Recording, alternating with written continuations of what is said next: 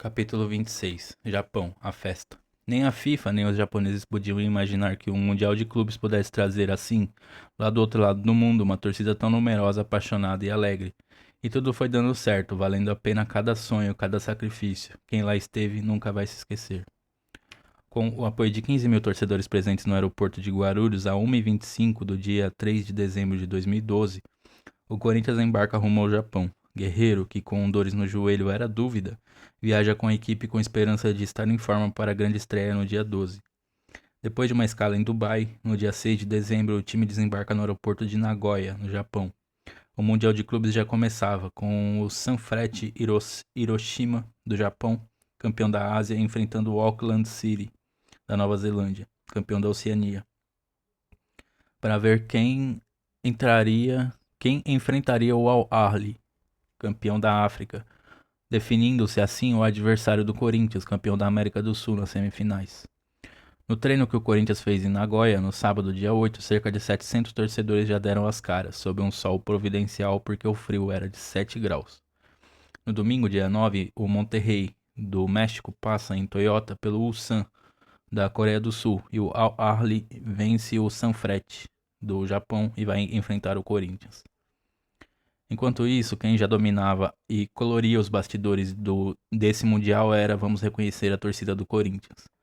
Era corintiano para todo lado, o Japão nunca vira coisa igual. Em seu livro diário de uma conquista, o jornalista Sandro Macedo conta que encontrou em Tóquio corintianos de Xangai, China, Brisbane, Austrália, Santa Cruz de la Sierra, Bolívia, Okazaki-shi, no Japão, Vancouver, do Canadá, sem contar os milhares do Tatuapé, Vila Mazeu, Itaquera, Vila Japão.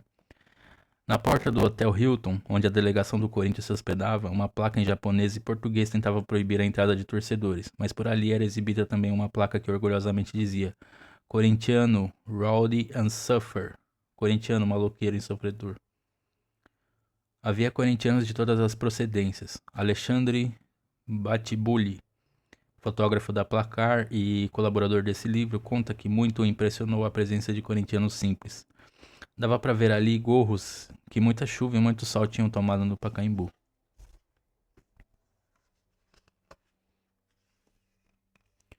Celso Zelt, historiador esportivo e também colaborador desse livro, encontrou Dona Helena, cozinheira aposentada de São Carlos, 71 anos, e seu Osvaldo, seu vizinho no Ipiranga, e que semanas antes no supermercado lhe dissera simplesmente: Eu vou. Nem precisou dizer para onde. Houve gente que, para estar lá, economizara meses, vender o carro, deixar um filho por nascer, ou mesmo desobedecer ao médico. Esse foi o caso do veterano radialista da Bandeirantes, Pedro Luiz Ronco, que havia 13 anos que estava proibido pelo cardiologista de ir aos jogos do Corinthians. Contudo, lá estava ele, segurando as safenas com o próprio filho. Nas ruas, nos restaurantes, no metrô, o brado que mais se ouvia era Vai Corinthians, contagiado até algum japonês arriscava Vai Corinthians. O Corinthians vence, o Chelsea passeia. O Corinthians vence, o Chelsea passeia. E chega o dia da estreia contra o Al Ahly, 12 de dezembro, uma quarta-feira na cidade de Toyota. O estádio é grande, moderno, bem aquecido, mas bastante longe de Tóquio, 7 horas de ônibus, e tinha que ser de ônibus porque o trem-bala não oferecia horários para a volta. Nenhum corintiano ligou para a distância. Quem viajou 20 mil quilômetros vai complicar por mais 300? A onda alvinegra parte para Toyota e brinca e vibra e se abraça a cada parada. Muitos deles confessando que o que mais incomodava era a obrigação de ganhar. Outros lembrando do famoso Mazembe, modesto time africano que eliminou o Internacional no Mundial de 2010.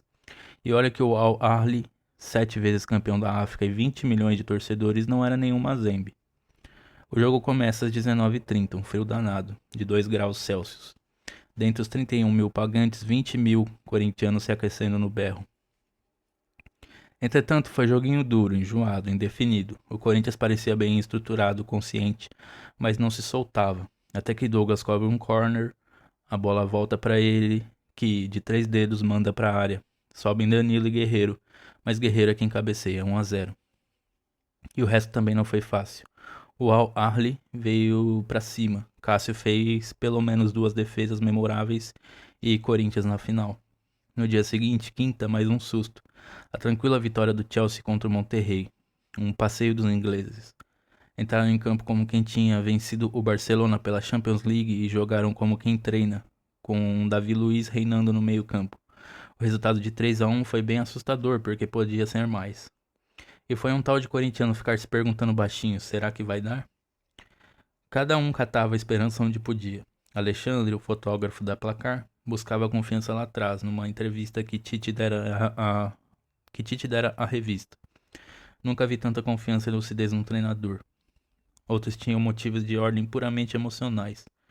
João Paulo Tony Dandel, corintiano militante, um dos informantes desse livro, dizia: pelo menos já estamos na final. Imagino o que seria viajar tanto para assistir a uma disputa pelo terceiro lugar. Na sexta-feira, Tite toma a decisão de sacar Douglas e coloca Jorge Henrique para ajudar a controlar os fatais avanços do Chelsea pela esquerda. Nesse dia é anunciado o juiz da final, o turco Cüneyt Çakır. Sonho e realidade. Acima, William Arão dormindo durante a longa viagem, sonhando com o grande jogo. Na página ao lado, o inesperadamente duro jogo contra o Al Ahly, campeão egípcio.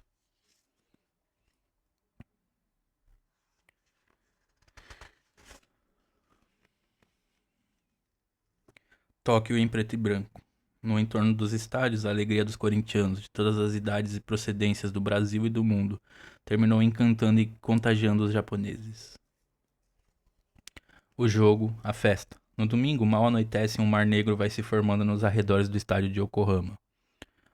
Acontecesse o que acontecesse lá dentro, ali fora tudo já era festa. A grande e inesgotável festa de simplesmente ser corintiano na boa e na ruim, em qualquer circunstância, em qualquer parte do mundo. Velhos companheiros de outras batalhas se encontravam e se abraçavam.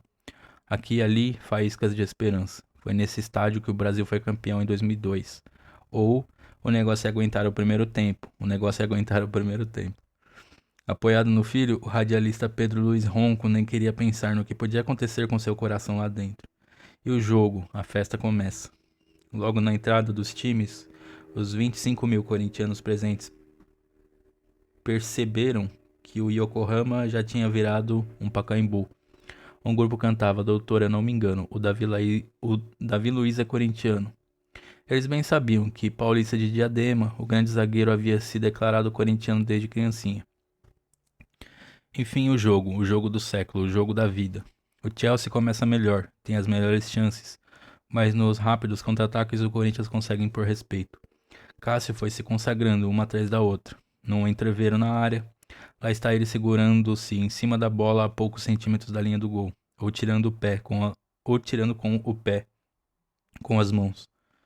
Felizmente o atacante Fernando Torres está mais inspirado para se colocar do que para concluir. Mais insinuante foi o atacante Moses. O Moses foi foda, quase que ele faz. Do bico da área, dá um corte no zagueiro e vai, colocado, acertar o ângulo, mas Cássio voa e desvia com a pontinha dos dedos, de arrepiar. Fim do primeiro tempo. Em posse de bola, o Chelsea estava ganhando por 63-37. Pau no cu da posse de bola. Mas no time e na torcida perpassava o mesmo sentimento de que dali pra frente tudo ia ser diferente. E foi. O Corinthians voltou mais tranquilo e inspirado, abalando aos poucos a confiança do Chelsea, que começou a perder a pose. E aí aconteceu. Não foi fácil. No Corinthians, como se sabe, nem o grande momento cai pronto do céu. Em 1977, o que aquela bola não fez até chegar aos pés do Basílio e acabar com um jejum de quase 23 anos no Paulista? Tanta espera, tanto sonho e agora um minuto que antecede a batalha final. Fotaça, né, mano? Da hora essa foto.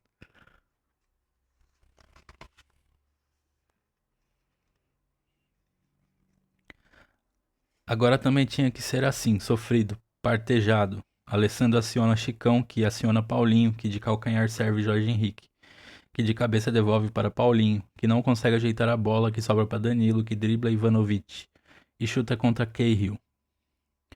A bola sobe, o goleiro Peter Cech, a muralha tcheca, está caído no chão. Dois brasileiros, Davi Luiz e Ramírez, estão sob as traves, mas Guerreiro vai lá em cima, perto do céu, Cabeceia firme e não tem pra ninguém. 1-0. Sem mais nada a perder, os ingleses vêm com tudo. Quase no fim, Torres fica cara a cara com o goleiro, mas o goleiro era o Cássio. Logo depois, Torres pula mais alto que a defesa e cabeceia. Gol! Lá nas arquibancadas, o cardíaco Pedro Luiz já tinha desabado quando ouve o filho dizer: Levanta, pai, não valeu. Torres estava de fato impedido. No finzinho, o atacante mata, Juan mata, né? Passa por Cássio, mas perde o ângulo. E foi só, e foi tudo. E não precisava de mais nada. A festa estava completa, no Japão, no Brasil e mundo afora, onde houvesse um coração corintiano. Eternamente. Depois da Libertadores e do Mundial em 2012, parece que em 2013 quase não havia mais títulos com que sonhar. Contudo, veio mais um Campeonato Paulista conquistado em cima do Santos na Vila Belmiro. Veio um título inédito, campeão da Recopa, campeão da Libertadores contra o campeão da Sul-Americana, em cima do São Paulo, e veio a participação complicada na Libertadores. Isso é uma coisa que pouca gente comenta, né? Mas quando você ganha a Libertadores, o Mundial e a Recopa, você é tríplice campeão internacional. E o Corinthians foi tríplice campeão internacional invicto. Por isso que o nome do canal é Tríplice Invicto. Então, se alguém não tinha se ligado ainda, é por conta disso.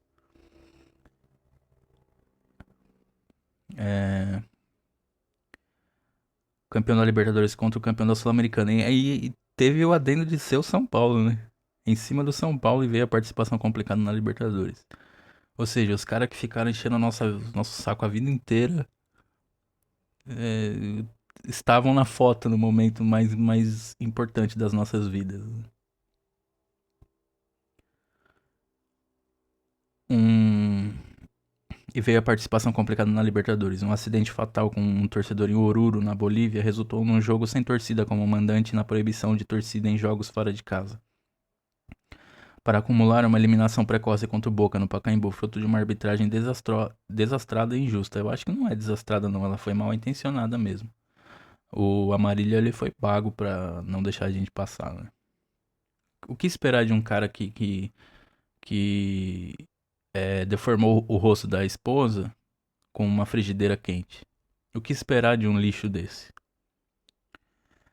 Nada que abale a fé da grande nação corintiana. Como acabamos de ver, do Bom Retiro em 1910 ao Japão em 2012, a história do time foi uma emocionante sucessão de tempos de glória e travessias difíceis. E que bom que assim seja, pois essa é a graça do time e da vida. Vale dizer, porém, que o Timão começa muito bem o seu segundo centenário. Campeão brasileiro, campeão da Libertadores, campeão mundial, campeão da Recopa e de quebra mais um paulista.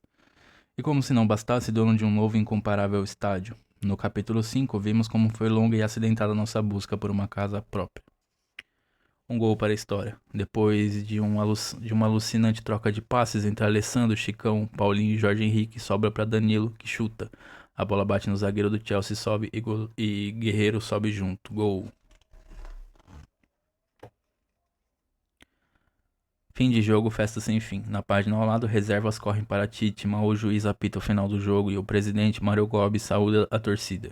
Abaixo, no centro de treinamento do Corinthians, o Gavião da Fiel, em pessoa, vem dar uma força para o técnico antes da grande viagem. Né? Teve isso mesmo, né? Teve um bom presságio aí.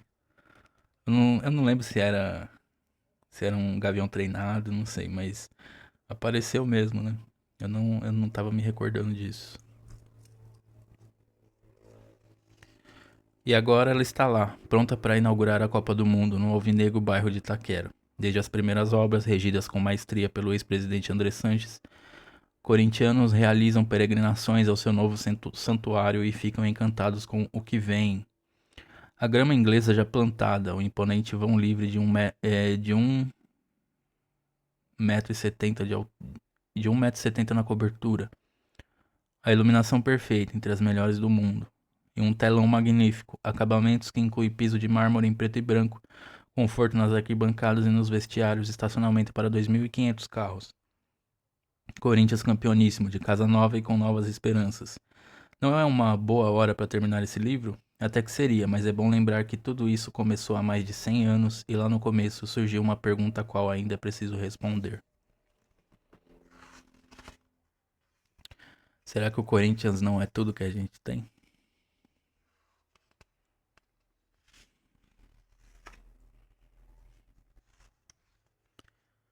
Curtiu, fiel? Se inscreve, ativa o sininho, comenta, compartilha quem você acha que vai gostar do assunto. Eu sempre trago aqui livros sobre a história do nosso amado Coringão. E se você quiser e puder fazer uma contribuição de qualquer valor aqui pro canal continuar se mantendo, o Pix fica aí na descrição. Valeu? Muito obrigado a quem acompanhou até aqui. É nóis e vai Corinthians.